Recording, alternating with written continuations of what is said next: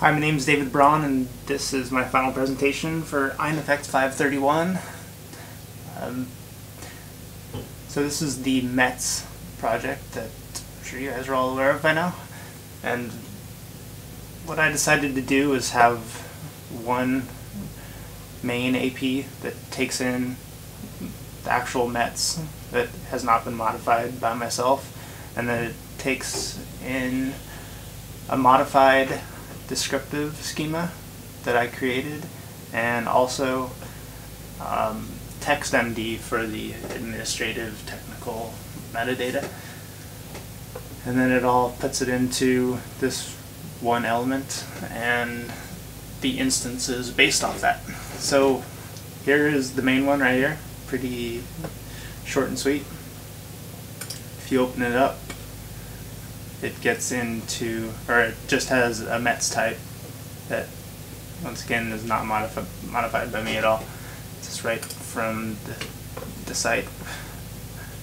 Where the customs come in is when you go into descriptive data, which is taking into account two different DCs that we had done earlier that I had created.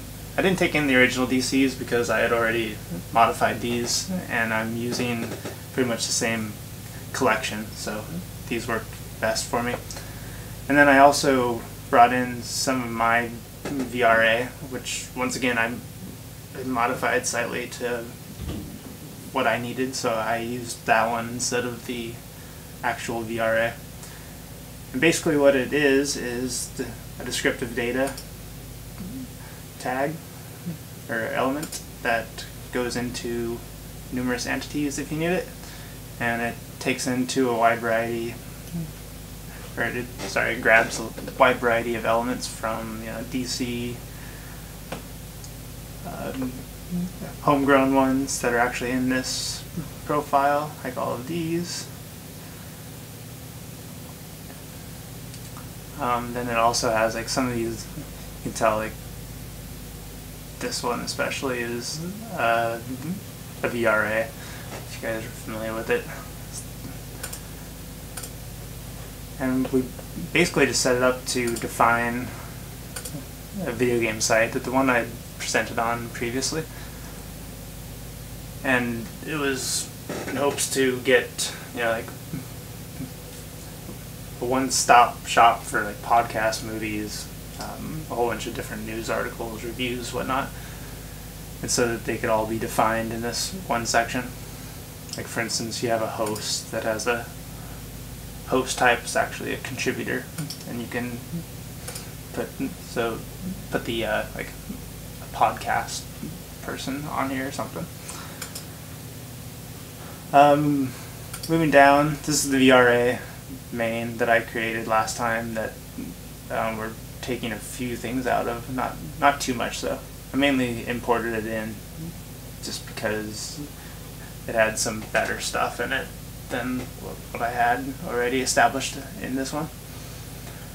And then TextMD is, actually I didn't modify this, but I decided to import it locally because I was having an issue with its target namespace on there, and I just couldn't quite get it in there. So what I did was just copy the text and save it locally. It's kind of a hack job, but that's what I did, and it worked. In real life, I would have had to figure it out a little quicker, I think. So with all of that, once again, that all goes into this METS schema. And then from there, you have the XML instance, which is grabbing all of those imports. You got the header, you got the descriptive metadata, the wrap, and then it goes into the DB description. And that's where the meat of it is. You can tell, like here's a review.